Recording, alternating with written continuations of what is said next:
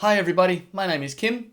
Today I'm going to be having a look at Gimp and Gimp's paths, just for a quick overview and introduction to what they are and what way we can use them. Inside Gimp they use paths as Bezier curves. Bezier curves are just a line function which is used then, you can use them for two main functionalities. The first one is for creation purposes to actually help you define the shapes. They're used for creating complex shapes. The second purpose is to be used as selections. So I'll also run through just one way of using Bezier shapes for selection purposes as well. But that's the purpose of this, so let's get into it and have a look at some paths. So here we go, we've opened up Gimp, and what we're going to look at is I'm going to show you two different uses for the paths tool. Number one is going to be for creation, and number two is going to be for modification. So let's start off with the creation part. First thing I'm going to do is start off with a control N for a new document. Boom, there we go, and we get ourselves a new document. Now inside the paths tool, when we hit paths, it brings up the options for the paths over here on the right. So you can see that when we start off, we're in edit mode and we're in design to start off with. We'll probably find that polygonal when you start off won't be selected. If you want square corners in the paths that you make, you click polygonal. If you don't want square corners, if you want to have nice Bezier curves, you can click off polygonal and it'll give you your Bezier curves to edit afterwards.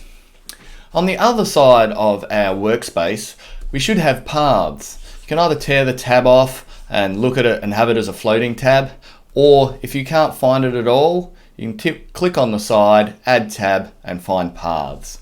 And that will give you then your paths tab to work with. So let's just start off with creation. Once you've actually got the tool selected and you're in design mode, when you click and drag, that'll give you your Bezier curve to start off with. Click and drag, click and drag. We can do this a few times and hit, and there's our curve. The first thing it's done, it's given us an unnamed one. So if you wanted to name it in creation, that's what you could do.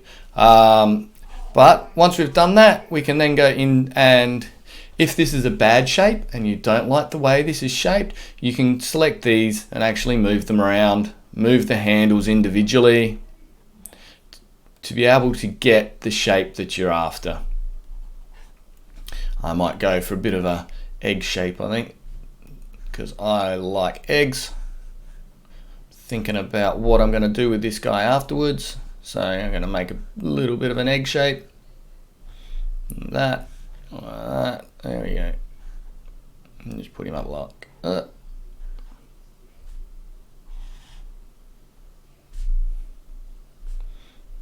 Now that.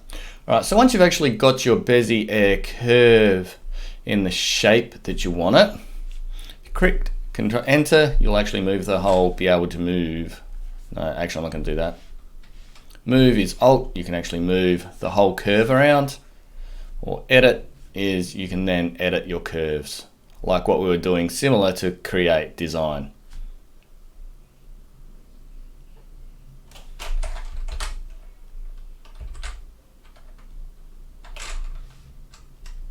Get that, so it just goes straight across. Beautiful. Now from there we have two options of being able to use this shape. The first one is to make it as a fill or stroke. The first one we'll do is stroke. So a stroke will give you a path around where the selection is. So if we can either just click it here and it'll bring up the stroke tool set, or you can also find it through Edit Stroke Path and it'll bring up the same tool. Now inside this tool you've got two ways of then creating a stroke out of this. You can either use it by default it's set as the Paintbrush tool, so you can go to your Paintbrush tool and see what it's set up as to be able to then go, okay, I want to do that. You know, it'll use the settings that you've got in your brush tool to then create a path out of it. Let's go back and select it again and then go stroke, boom. There it is. Creates a stroke that way using the brush tool, or you can also then, the other option is to use a line. So it'll create a line from either the solid color or a pattern, and the width that you describe. You can go stroke, it'll give you a solid line. Turn it off so you can actually see that.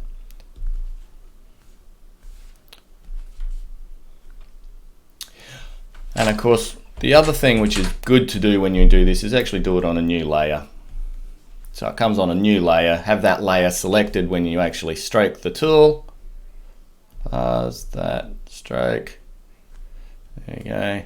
And we'll go stroke, stroke, boom. So now you can see that it's actually on its own layer. The other thing we can do with this is then actually fill it in. Again, you've got your fill path here, which you can use. You can select it that way, or you can go through Edit, Fill Path as well. But from that, you can either choose a pattern, which will come from your Patterns menu over here, or you can choose a solid color, which will come from the top color which you've got selected. Let's actually go for a blue and just go fill, boom, and it'll just fill the color, or fill with pattern. Let's fill it with that, and there's our little rock pattern. So that's two ways of using that. You can also use it as a selection path. If we go select from path, you can do something like, if maybe you don't want, create a new layer. Maybe you don't want a plain path and you don't want a solid color. Maybe you actually want to just have a gradient. You could use your gradient tool within the selection that you've got, and you'll still have it perfectly inside that selection. Press enter, deselect all, which is Control Shift A, and there we've got, turn our path off so we can't see it anymore. We've got the start of that. So from there, we can then go in and, using the same idea of paths, we can then create a character out of this.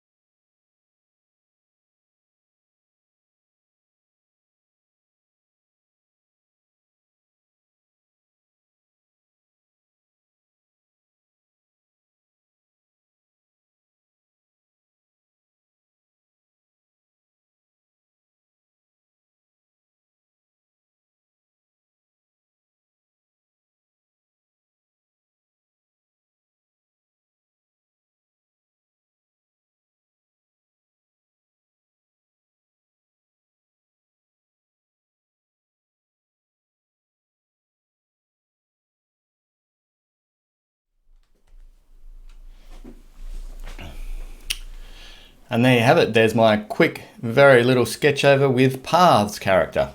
So that's using your paths as creation tools means that now if I wanted to re-edit this guy, all I'd have to do is actually go back, turn on the path that I want to re-edit, and use my tools to re-edit the path. So it's very good in that way that it's not destructive and you can keep creating. The other way to use paths, just set that back into here. The other way to use paths, changes, is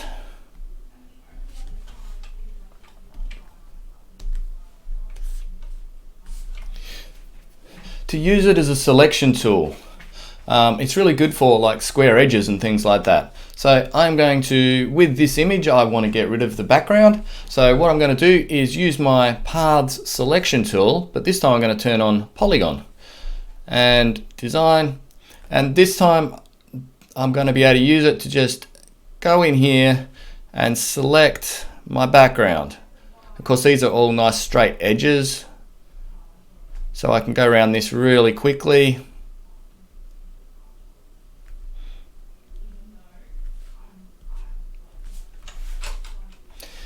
And then I can then edit it.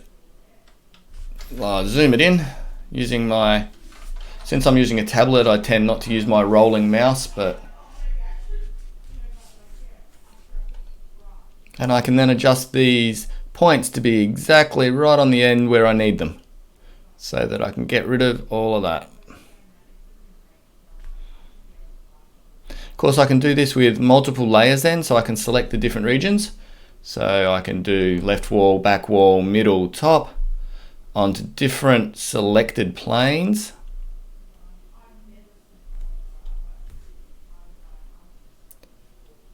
And then using the shift tool afterwards, I can select them all together as a selection.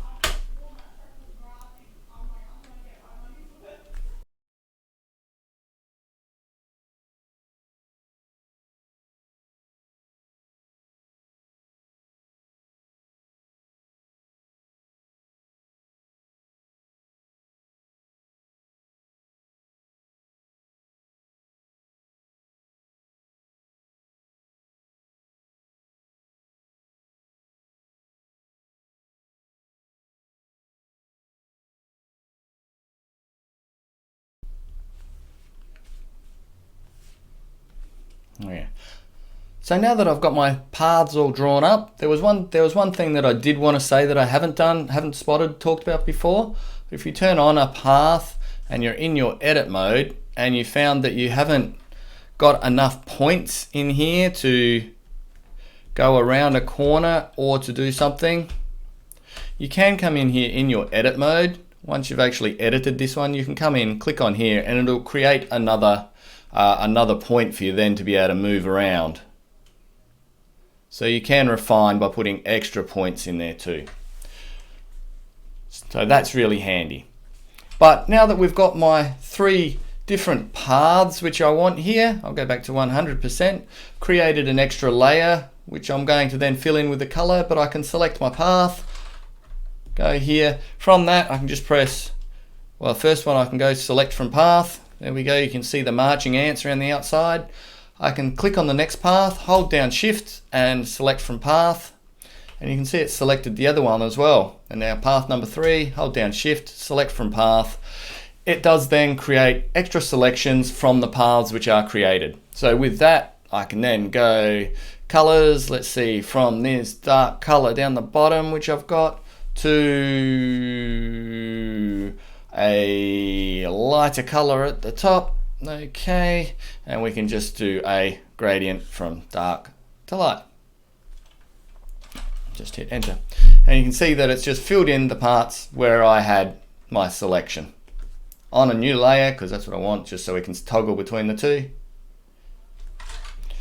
Control Shift A, there we go. And that is the 2 main uses for paths. Number 1 is for creation and being able to use your fill and stroke tools really quickly. And number 2 is for selections. So you can reuse the same selection over and over again really quickly. So thank you very much for listening and taking it all the way to the end. If you find these useful, please leave a like, comment below, and I look forward to bringing you more of them, more tutorials soon.